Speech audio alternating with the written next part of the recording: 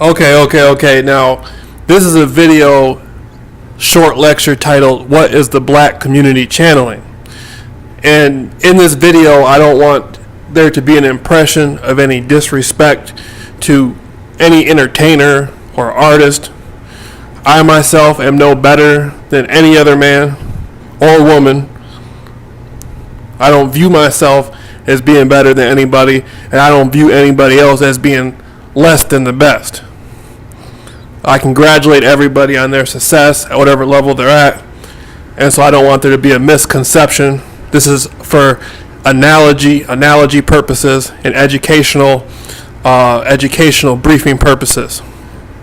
So, channeling is the ability to extract energy from outside your sphere of influence. Basically anything outside of your soul being, outside of your own personal energy. You can channel a guardian angel, one of your guardian angel spirits, your spirit guide. Me, myself, I talk about channeling the chakra spirit guides. For each chakra, there's a spirit guide, and there's 7 chakras. Then you have ancestral spirits. In Africa, especially in the Congo and other places, small villages throughout Africa, down in Namibia, all the way to Nigeria, you will see people praying to their ancestors. In Africa, that's big. Honoring your ancestors, getting involved with your ancestors spiritually. Long after they passed, Africans have been doing this for thousands and thousands of years. Okay, so channeling does not imply something evil. When you pray to God, that's a form of channeling. You're channeling your energy back and forth. You're picking up on the great spirit of God. Or if you're praying in Jesus, you're picking up on that Christ consciousness. There's an exchange of energy between you and that Christ consciousness. Okay, if you're reading a book, you're channeling information. You're using mental intelligence to channel information. If you look at somebody, and 90% of communication is body language, if you look at somebody and you get a feeling for them or what they're into, that's channeling. That's emotional channeling. The spiritual channeling is when mediums go into a state and they claim they get information from extraterrestrials or from other spiritual world beings. That's channeling. Now, if somebody turns on a television set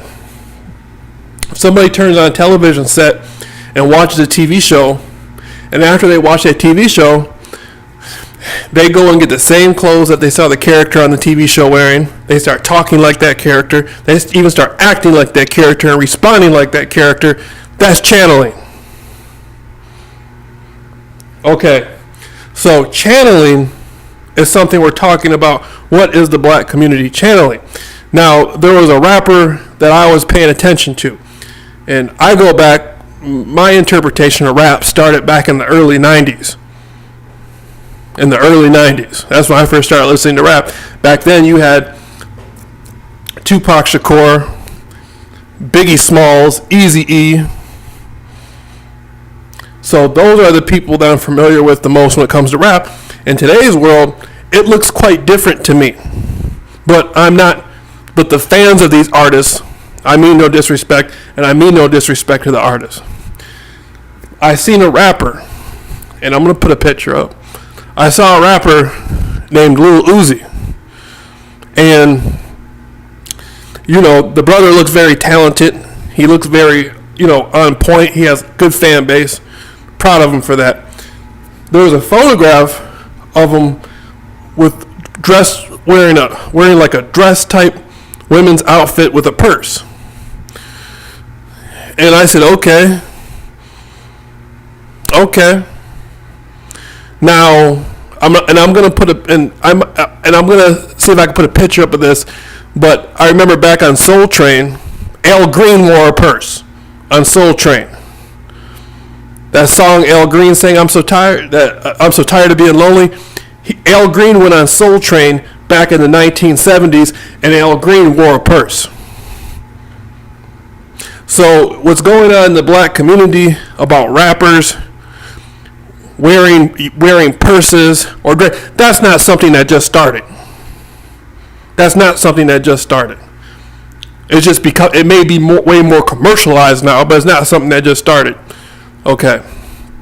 So now looking at Lil Uzi, he has a good fan base.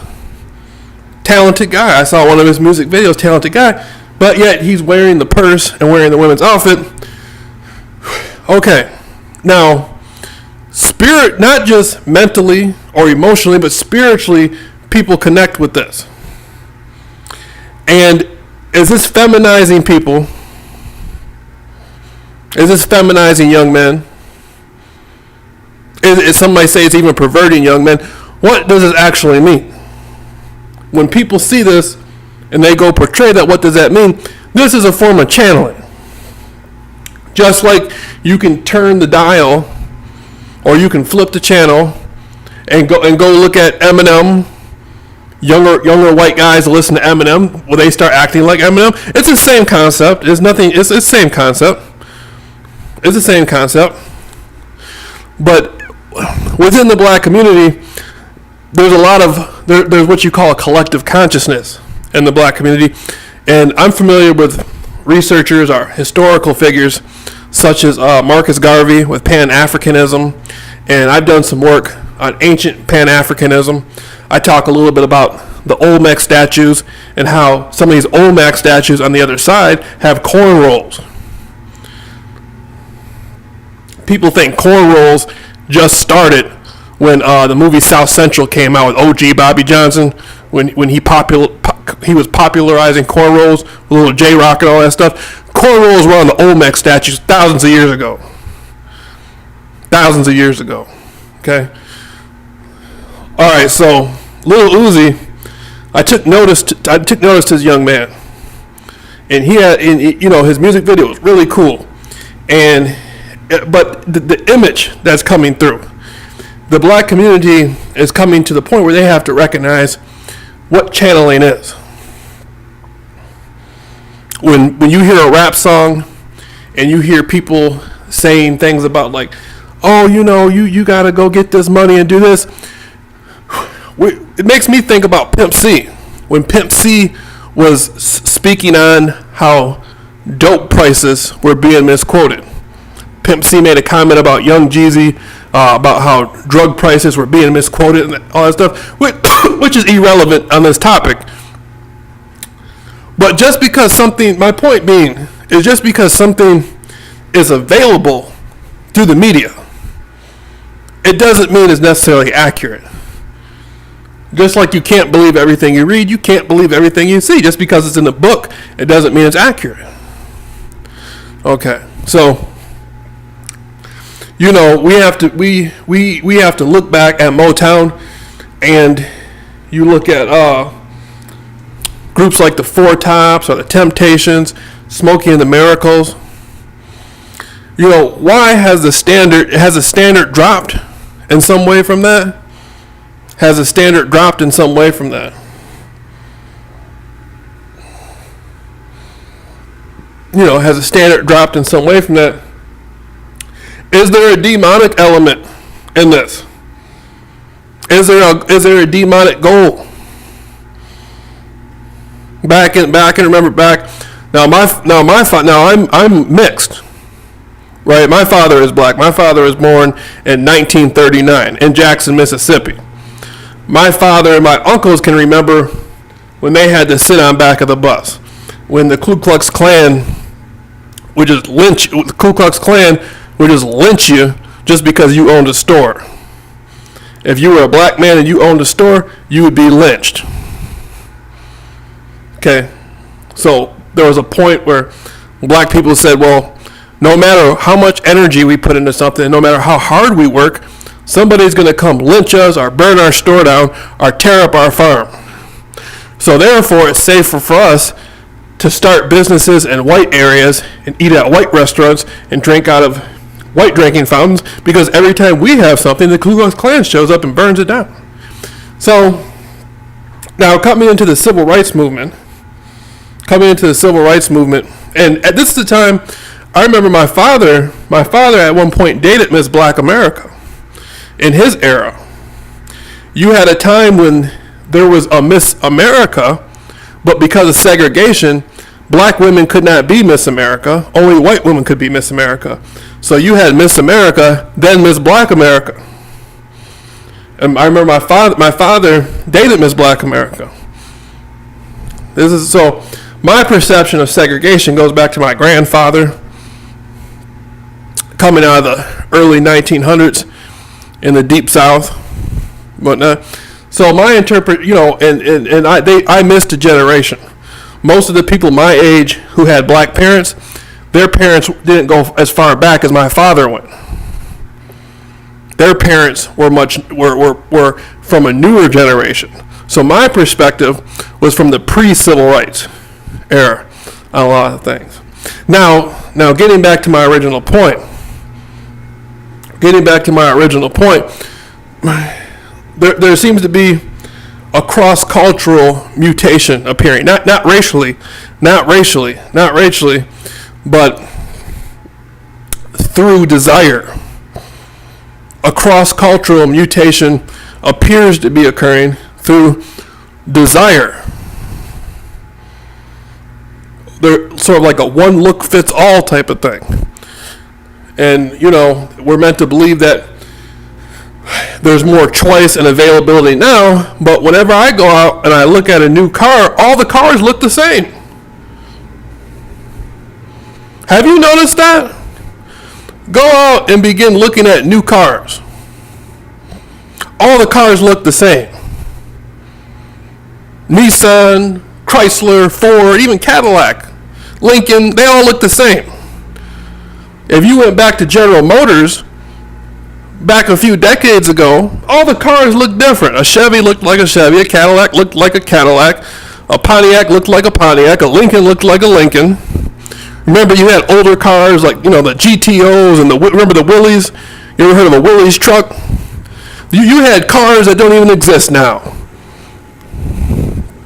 There used to be a time where people made cars by hand. Now all the cars look the same. That's what I'm talking about when I'm talking about a cross-cultural mutation. All the cars look the same. All the styles look the same. And don't get me started on my original. You got to listen to some of my metaphysical mentoring classes. I break down how you're born with no name. You're given a name. You're given a language. You're given a religion. You're given an identity of what music to listen to, what music not to listen to, how to behave and how not behave. You're born into a cultural matrix. Even if you want to rebel, they show you the form of rebellion to do it with. That's in my metaphysical mentoring classes. But I'm going back to originally, okay, now look at other artists. There's other rappers out there. I'm not just picking on one. And we can go into rock musicians. We can go into rock musicians. We don't have to leave it at rap. But there's other rappers out here doing the same thing. What does this mean? This is a form of channeling. People are channeling this, extracting this emotional energy, this spiritual energy. And there's ancient symbolism being used. Ancient symbolism. That may be for another short lecture. But what does it mean? And people need to sit down and think about this. And don't blame the artist. Don't blame the artist. Very often, the artists have very little control over their image. It'd be ignorant of me to blame somebody like Lil Uzi or blame an artist. Artists don't even decide on their album covers 99.9% of the time. They may be shown a selection of covers to pick, but they're not the ones creating the album covers. Oftentimes, they don't even pick their name.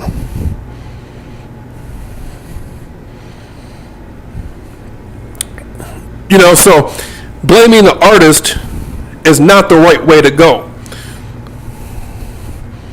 We have to look deeper than that and say, what does this image mean for me? What does the image mean for me?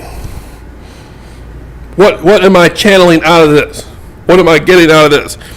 Now, oftentimes, the younger people will see a sense of freedom they'll see the artist and how the artist is behaving, and they'll see the music video. And what they really want is something much deeper. They want freedom. Go back to the early 90s. Remember Boys in the Hood. Ice Cube, Lawrence Fishburne, the whole crew. Boys in the Hood. Now, the movie Boys in the Hood, I remember there was an actor in the movie. Remember the guy who shot Ricky in the movie? I don't know if this is true. But I even heard the actor who shot Ricky in Boys in the Hood, I heard after the movie, he did become a gang member. He became a gang member and ended up in prison, then he killed himself in prison or something like that. He became the Image. That's a rumor I heard. I don't know if it's true, but somebody told me that. But he became the Image he played in the movie. He channeled the character. He got so much into the character. Okay. Just like Tupac Shakur played Bishop in Juice, and this is in my metaphysical mentoring classes, I mentioned this. Tupac Shakur played Bishop in Juice. Before Juice, Tupac was a more gentle, relaxed guy. Tupac was more gentle, more relaxed. More gentle, more relaxed. More gentle, more relaxed. After the movie Juice, he became like a super thug. And a lot of the people who saw the movie Juice, that was their first impression of Tupac. They didn't know who Tupac Shakur was. Tupac Shakur came out, if you go back to his old movies, if you go back to his old music, like Panther Power or In the Days of a Criminal, and some of those old class, like the song Static that Tupac made back in the late 80s, you go back to his Digital Underground Image with Humpty, he was more of an Afrocentric, pro-black figure. When Juice came out, that's when the thug life philosophy began with Tupac. Okay, he channeled that character so much into his soul, it flipped him, and he changed. Not judging Tupac. I bought all his tapes. Matter of fact, I bought the Thug Life tape. I bought the Me Against the World tape. I bought the All Eyes on Me tape. Wonderful tapes. Not judging him. He did a marvelous job. But I'm showing you, this is channeling. Channeling characters. Channeling characters. Now, Boys in the Hood was a film that all kinds of people went and seen. Even middle-class white people who didn't know anything about living in the hood went to go see the film. A lot of people went to go see the film. Very controversial. A lot of people didn't want their children to see it, but a lot of people saw the film. Menace to Society. Wonderful film. Deep film. Higher Learning. Deep film. You can go on just like Juice or remember Ice-T did Trespass. Okay. Now, back in the early 90s, the characters, you would have never seen somebody necessarily dress like portraying that image dressed with a purse and whatnot. You never would have seen that, but nevertheless, you still had an image. People saw the gangster image. And a lot of people channeled this image. Younger people who never would have picked up a gun and shot anybody in their life channeled this image. Channeled the image. Went and got a gun. Went and bought some drugs. It's not that these things weren't already around them in the inner city, in the black community. You have, especially in that era, you had your fill of guns and drugs. It wasn't hard to get the stuff, but the film made it a lot easier. And this stuff was already going on before the film, so you can't blame the film. But it wasn't until it spilled out into the mainstream community when you saw younger Caucasian men start sagging their pants, getting into gang violence. That's when it became an uproar. These young people were channeling the image and identifying with the image because of the freedom they saw in it. Just like when they look at the Little Uzi image, they are not. I'm not just picking on Little Uzi, but when they see these new artists dressing like that, they see freedom in it. The young man, a lot of young Caucasian kids who lived in good neighborhoods, they may have saw a movie like Boys in the Hood or meta society, and they identified the image with freedom. They may have not wanted to go to college and be a doctor or a lawyer and have that pressure put on them and sit in class every day. But if they could dress, wear some baggy pants, 40 ounce of beer or something. Remember when the starter jackets were popular? They put one of those starter jackets on back then with a hoodie or something. A lot of people looked at that image as having a sense of freedom. So, this is an analogy. A lot of people pick up on images that really aren't them, but what they really want behind it is the freedom that it's showing. They want a sense of freedom. They want a feeling of freedom. So that's what this is about. What is the black community channeling? And it's things like shows. You watch a show like MTV. If you say MTV enough, it sounds like empty. MTV. It sounds like empty. So, not picking on MTV. Wonderful show. But a wonderful program. But we're looking deeper. We're looking deeper into what are people channeling. And so I'd like to be able to come back at some point, leave a comment, let me know what you think. Not picking on the artist, just showing the sense. Is there a sense of freedom behind the image, and the individual thinks they have to be the image to get the freedom that they want within themselves? That's the real question.